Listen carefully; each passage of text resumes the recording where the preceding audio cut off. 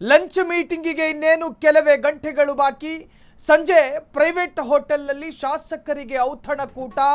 DCM DK Shivakumar ಕರೆದಿರುವ dinner party. ಇದು ಕೇವಲ ಬಂದು ಊಟ ಮಾಡಿಕೊಂಡು ಹೋಗೋ ಸಭೆಯಲ್ಲ, ಇದು ಒಂದು ನಿರ್ಣಾಯಕವಾದ ದಿವಸ. ನಾಳೆ ಯಾರು ಸಿಎಂ ಆಗಬೇಕು ಅನ್ನುವುದರ ತೀರ್ಮಾನದ ಪೂರ್ವಭಾವಿ ಇದು. ಸಂಜೆ ಪ್ರೈವೇಟ್ ಹೋಟೆಲ್ನಲ್ಲಿ ಬಂದು ಸೇರಲಿರುವ ಪ್ರಭಾವಿ ಮಿನಿಸ್ಟ್ರುಗಳು ಮತ್ತು ಶಾಸಕರು.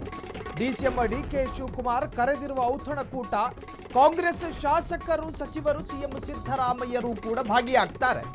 ಕೆಪಿಸಿಸಿ ಅಧ್ಯಕ್ಷರಾಗಿ ಡಿಕೆ ಶಿವಕುಮಾರ್ 6 ವರ್ಷ ಪೂರ್ಣ ಹಿನ್ನೆಲೆ ಮಾರ್ಚ್ 11ನೇ ತಾರೀಕು 2020ರಿಂದ ಕೆಪಿಸಿಸಿ ಅಧ್ಯಕ್ಷ ಸ್ಥಾನದಲ್ಲಿರುವ ಡಿಕೆ ಶಿವಕುಮಾರ್ ಔತಣಕೂಟಕ್ಕೆ ಸಿಎಂ ಸಿದ್ದರಾಮಯ್ಯನವರು ಮನಸ್ಸಿಲ್ಲದ ಮನಸ್ಸಿನಲ್ಲಿ ಬಂದು ಹೋಗ್ತಾರೋ ಅಥವಾ ಒಂದು ಫಾರ್ಮಾಲಿಟೀಸ್ ಅಂತ ಕರಿತೀವಲ್ಲ, ರೀತಿ ರಿವಾಜಿಗೋಸ್ಕರ ಆ ರೂಪದಲ್ಲಿ ಬಂದು ಹೋಗ್ತಾರೋ ಗೊತ್ತಿಲ್ಲ. ಸೊ ಅದ್ರ ಬಗ್ಗೆ ಮಾತನಾಡಿದರೆ ಕೇಳಿಸ್ಕೊಳ್ಳಿ. ಮದುವೆ ಇತ್ತು, ಫ್ರೆಂಡ್ ಪೂನಾ ಫ್ರೆಂಡ್ ವಿಲಾಸರಾವ್ ದೇಶಮುಖ್ ಶಿಷ್ಯ ಬಂದಿದ್ದೆ.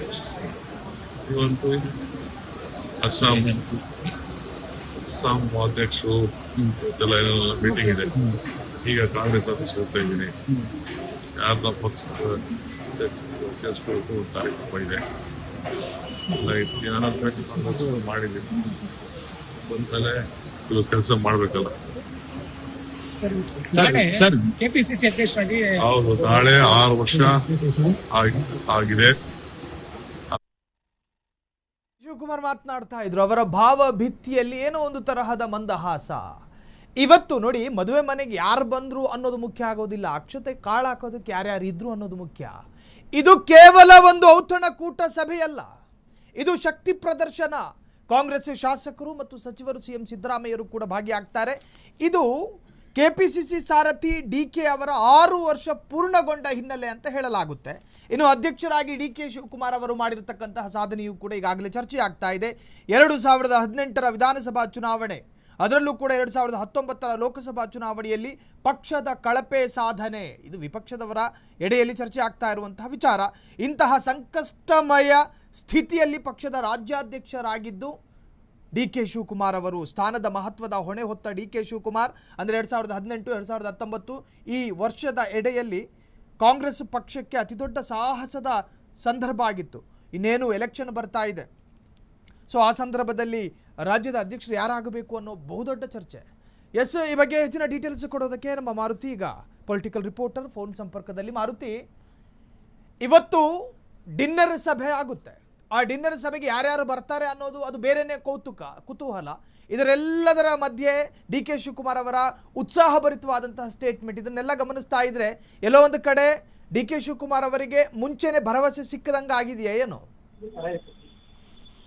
ಇಲ್ಲೇನು ಕಾಂಗ್ರೆಸ್ ನಲ್ಲಿ ನಡೀತಿರೋ ಕುರ್ಚಿ ಕಿತ್ತಾಟ ನಡುವೆಯೂ ಕೂಡ ಇವತ್ತು ಡಿಕೆಶಿ ಅವರು ಕೆಪಿಸಿಸಿ ಅಧ್ಯಕ್ಷರಾಗಿ 6 ವರ್ಷ ಪೂರೈಸಿರುವ ಹಿನ್ನೆಲೆ ಎಲ್ಲಾ ಶಾಸಕರಿಗೂ ಮತ್ತು ಸಚಿವರಿಗೂ ಕೂಡ ಖಾಸಗಿ ಹೋಟ್ನಲ್ಲಿ ಸಂಜೆ 7 ಗಂಟೆಗೆ ಡಿನ್ನರ್ ಪಾರ್ಟಿಯನ್ನ ಕರೆದಿರುವಂತದ್ದು. ಅಂದ್ರೆ ಇತ್ತೀಚಿನ ನಾವು ಒಂದೂವರೆ ತಿಂಗಳಿಂದಲೂ ನೋಡಿದ್ರೆ ಇವತ್ತು ಬದಲಾವಣೆ ಆಗ್ತಾರೆ, ನಾಳೆ ಬದಲಾವಣೆ, ಅಂದ್ರೆ ಸಿಎಂ ಇವತ್ತು ಬದಲಾವಣೆ ಆಗುತ್ತೆ, ನಾಳೆ ಬದಲಾವಣೆ ಆಗುತ್ತೆ, ಈ ತರ ಚರ್ಚೆಗಳು ಕೂಡ ನಡೀತಾನೆ ಇದ್ವು. ಒಂದ್ ಕಡೆ ಡಿಕೆಶಿ ಪರ ಇರುವಂತ ಸಚಿವರು ಕೂಡ ಖಾಸಗಿ ಅಂದ್ರೆ ಶಾಸಕರು ಮತ್ತೆ ಏನ್ ಮುಖಂಡರಿದ್ದಾರೆ ಅವರು ಕೂಡ ಖಾಸಗಿ ಹೋಟೆಲ್ ನಲ್ಲಿ ಸುಮಾರು ಮೀಟಿಂಗ್ ಅನ್ನ ನಡೆಸಿರುವಂತದ್ದು. ಮತ್ತೆ ಡಿಕೆಶಿ ಪರ ಯಾವ ರೀತಿಯಾದಂತೆ ಬ್ಯಾಟ್ ಬೀಸ್ಬೇಕು, ಮತ್ತೆ ಡಿಕೆಶಿ ಅವ್ರನ್ನ ಯಾವ ರೀತಿ ಸಿಎಂ ಮಾಡ್ಬೇಕೆಂಬ ಬಗ್ಗೆ ಚರ್ಚೆಗಳಾಗ್ತಿದ್ವು.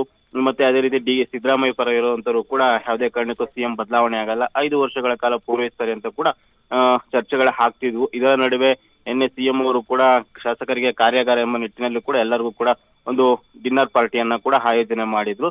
ಆದ್ರೆ ಇವತ್ತು ಡಿಕೆಶಿ ಅವರು ಕೂಡ ಎಲ್ಲಾ ಶಾಸಕರು ಮತ್ತು ಕಾಂಗ್ರೆಸ್ MLCಗಳೇನಿದ್ದಾರೆ ಮತ್ತೆ ಸಚಿವರುಗಳೇನಿದ್ದಾರೆ ಎಲ್ಲರಿಗೂ ಕೂಡ ಅಂದ್ರೆ ಸಿಎಂ ಆದಿಯಿಂದ ಹಿಡಿದು ಎಲ್ಲರನ್ನೂ ಕೂಡ ಇವತ್ತು ಡಿನ್ನರ್ ಪಾರ್ಟಿಗೆ ಕರೆದಿರುವಂತದ್ದು. ಇದು ಕೂಡ ಸಾಕಷ್ಟು ಕುತೂಹಲ ಮೂಡಿಸಿರೋದು. ಯಾಕೆಂದ್ರೆ ಕೆಪಿಸಿಸಿ ಅಧ್ಯಕ್ಷರಾದಂತಹ ಡಿಕೆ ಶಿವಕುಮಾರ್ ಅವರು ಸತತ 3 ದಿನಗಳ ಕಾಲ ಅಂದ್ರೆ ದೆಹಲಿಯಲ್ಲಿದ್ರು. ಅಲ್ಲೂ ಕೂಡ ಹೈಕಮಾಂಡ್ ನಾಯಕರನ್ನ ಭೇಟಿಯಾಗಿದ್ರು. ಇತ್ತೀಚಿನ ರಾಜಕೀಯ ವಿಚಾರಗಳಾಗಿರ್ಬೋದು ಮತ್ತೆ ಅಧಿಕಾರ ಬದಲಾವಣೆ ಬಗ್ಗೆ ಕೂಡ ಸಾಕಷ್ಟು ಚರ್ಚೆ ಆಗಿದೆ ಎಂಬುದು ಈಗ ವಿಧಾನಸೌಧದ ಮೊಗಸಾಲೆಯಲ್ಲಿ ಚರ್ಚೆ ಆಗ್ತಿರುವಂತ ವಿಚಾರ. ಇದರ ನಿಟ್ಟಿನಲ್ಲಿ ಇವತ್ತು ಎಲ್ಲಾ ಶಾಸಕರನ್ನ ಕರೆದಿರುವಂತದ್ದು ಒಂದ್ ರೀತಿಯಾದ ಅಧಿಕಾರ ಹಂಚಿಕೆ ಬಗ್ಗೆಯೂ ಕೂಡ ಚರ್ಚೆ ಆಗುತ್ತಾ ಎಂಬ ಬಗ್ಗೆ ಕೂಡ ಸಾಕಷ್ಟು ಕುತೂಹಲ ಮೂಡಿದೆ. ಯಾಕೆಂದ್ರೆ ಇಲ್ಲಿ ಸಿಎಂ ಪಟ್ಟವನ್ನ ಅಲಂಕರಿಸಬೇಕಂದ್ರೆ ಎಲ್ಲಾ ಶಾಸಕರ ಅಭಿಪ್ರಾಯನ ಪಡಿಬೇಕು ಮತ್ತು ಅವರ ಒಮ್ಮತದಿಂದ ಮಾತ್ರ ಏನು ಕಾಂಗ್ರೆಸ್ ನಲ್ಲಿ ಸಿಎಂ ಪಟ್ಟ ಅಲಂಕರಿಸುವುದು ಸಾಧ್ಯ. ಯಾಕೆಂದ್ರೆ ಹೈಕಮಾಂಡ್ ಹೇಳಿದ್ರು ಕೂಡ ಇಲ್ಲಿ ಶಾಸಕರ ಒಪ್ಪಿಗೆ ಕೂಡ ಸಾಕಷ್ಟು ಬಹುಮುಖ್ಯವಾಗಿರುತ್ತೆ. ಅದರಿಂದಾಗಿ ಎಲ್ಲಾ ಶಾಸಕರನ್ನ ಇವತ್ತು ಡಿನ್ನರ್ ಪಾರ್ಟಿಗೆ ಆಯೋಜನೆ ಮಾಡುವ ಮೂಲಕ ಅವರ ಅಭಿಪ್ರಾಯಗಳನ್ನು ಮತ್ತು ಅವರ ಒಮ್ಮತವನ್ನು ಪಡೆಯುವ ಸಾಧ್ಯತೆ ಇರುವಂತದ್ದು. ಈ ಪಾರ್ಟಿಯಲ್ಲಿ ಏನು ಡಿಕೆಶಿ ಪರ ಇರೋ ಶಾಸಕರು ಮಾತ್ರ ಭಾಗಿಯಾಗ್ತಾರ ಅಥವಾ ಸಿಎಂ ಆದಿಯಿಂದ ಹಿಡಿದು ಎಲ್ಲರೂ ಕೂಡ ಸಚಿವರು ಭಾಗಿಯಾಗ್ತಾರೆ ಎಂಬುದು ಕಾದು ನೋಡ್ಬೇಕು. ಒಟ್ಟಿನಲ್ಲಿ ದಿನೇ ದಿನೇ ಕಾಂಗ್ರೆಸ್ ಅಲ್ಲಿ ಕುರ್ಚಿ ಕಿತ್ತಾಟ ಅಂತೂ ದೊಡ್ಡ ಮಟ್ಟದಲ್ಲಿ ಆಗ್ತದೆ. ಇನ್ನು ಕೆಲವೇ ದಿನಗಳಲ್ಲಿ ಕೂಡ ಸಿಎಂ ಸಿದ್ದರಾಮಯ್ಯ ಬದಲಾವಣೆಯಾಗಿ ಕೆಪಿಸಿಸಿ ಅಧ್ಯಕ್ಷರಾಗಿರುವಂತಹ ಡಿಕೆ ಶಿವಕುಮಾರ್ ಅವರು ಕೂಡ ಎಲ್ಲ ಒಂದ್ ಕಡೆ ಸಿಎಂ ಆಗ್ತಾರೆ. ಮತ್ತೆ ಕೆಪಿಸಿಸಿ ಅಧ್ಯಕ್ಷ ಸ್ಥಾನ ಕೂಡ ಬದಲಾವಣೆ ಆಗುತ್ತೆ ಎಂಬುದು ಕೂಡ ಇತ್ತೀಚೆಗೆ ಕಾಂಗ್ರೆಸ್ ನಲ್ಲಿ ಚರ್ಚೆ ಆಗ್ತಿರುವಂತದ್ದು. ಆದ್ರೆ ಇಲ್ಲಿವರೆಗೂ ಕೂಡ ಹೈಕಮಾಂಡ್ ಯಾವುದೇ ರೀತಿಯಾದಂತಹ ಅಧಿಕೃತ ಹೇಳಿಕೆಗಳನ್ನಾಗಿರ್ಬೋದು ಮತ್ತು ಸಂದೇಶವನ್ನು ಕೂಡ ಹೈಕಮಾಂಡ್ ಕಳಿಸಿಲ್ಲ. ಈ ಎಲ್ಲವೂ ನಿಟ್ಟಿನಲ್ಲಿ ನೋಡೋದಾದ್ರೆ ಡಿಕೆಶಿ ಅವರು ಕೂಡ ಕಳೆದ ಒಂದು ವಾರದಿಂದಲೂ ಕೂಡ ಜೋಶ್ನಲ್ಲೇ ಇರುವಂತದ್ದು. ಅಂದ್ರೆ ನನ್ಗೆ ಒಳ್ಳೆ ಕಾಲ ಬರುತ್ತೆ, ಒಳ್ಳೆ ಸಂದರ್ಭ ಬಂದಾಗ ನಾನು ಕೂಡ ಏನು ಸಿಎಂ ಆಗ್ತೀನಿ ಅಂತ ಹೇಳಿಕೆಗಳನ್ನ ಕೂಡ ನೀಡ್ತಿದ್ರು. ಎಲ್ಲ ಒಂದ್ ಕಡೆ ಈಗ ಸನಿಹ ಬಂದಿರಬಹುದು. ಸಾಹಿಲ್, ಥ್ಯಾಂಕ್ ಯು ಮಾರುತಿ, ತಮ್ಮೆಲ್ಲ ಡೀಟೇಲ್ಸ್ಗೆ. ಒಟ್ಟಾರೆ ಈ ಸಾಮಾನ್ಯವಾಗಿ ಮದುವೆ ಕಾರ್ಯಕ್ರಮಗಳಲ್ಲಿ ಗಂಡಿನ ಕಡೆಯವರು ಯಾರು ಬಂದರು, ಹೆಣ್ಣಿನ ಕಡೆಯವರು ಯಾರು ಬಂದರು ಅನ್ನೋ ಚರ್ಚೆಗಳಾಗ್ತವೆ. ಇವತ್ತಿನ ಔತಣಕೂಟದ ಕಾರ್ಯಕ್ರಮದಲ್ಲಿ ಡಿಕೆ ಪರ ಬೆಂಬಲಿಗರು ಎಷ್ಟು ಜನ ಬಂದರು, ಸಿದ್ದರಾಮಯ್ಯರ ಪರ ಬೆಂಬಲಿಗರು ಎಷ್ಟು ಜನ ಬಂದರು, ಇದು ಅತ್ಯಂತ ಚರ್ಚೆಯಾಗಲೇಬೇಕಾಗಿರುವ ಮತ್ತು ಆಗಬಹುದಾದ ವಿಚಾರ. ಇವತ್ತು ನಡೆಯುವಂತಹ ಸಭೆ ಕೇವಲ ಔತಣಕೂಟ ಸಭೆಯಲ್ಲ, ಡಿಕೆ ಅವರಿಗೆ ಸಂಬಂಧಪಟ್ಟ ಹಾಗೆ ಇದೊಂದು ನಿರ್ಣಾಯಕ ದಿವಸ.